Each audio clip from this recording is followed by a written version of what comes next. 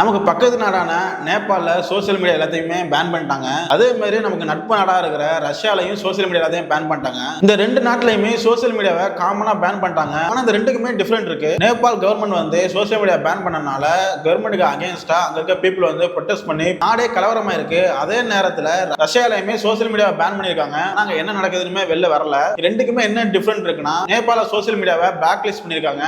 அதே நேரத்தில் ரஷ்யாவில் வந்து சோசியல் மீடியா வந்து ஒயிட் லிஸ்ட் பண்ணியிருக்காங்க. என்ன டிஃபரன்ட்னா, சோசியல் மீடியா ஆப் வெப்சைட் எல்லாத்தையுமே ஒரு கவர்மெண்ட் வந்து பிளாக் லிஸ்ட் பண்ணுதுன்னா, பர்టిక్యులரா சில ஆப்ஸ் வெப்சைட் சோசியல் மீடியா இதை மட்டும் தான் பேன் பண்ணுவாங்க, இல்ல ரெஸ்ட்ரிக்ட் பண்ணுவாங்க. அதோட டேஞ்சரான விஷயம் தான் ரஷ்யா பண்ணது. ஆப் சோசியல் மீடியா வெப்சைட் எல்லாத்தையுமே ஒயிட் லிஸ்ட் பண்ணுது. குறிப்பிட்ட ஆப் வெப்சைட் மட்டும் தான் உங்களால யூஸ் பண்ண முடியும், எல்லா ஆப்புமே யூஸ் பண்ண முடியாது.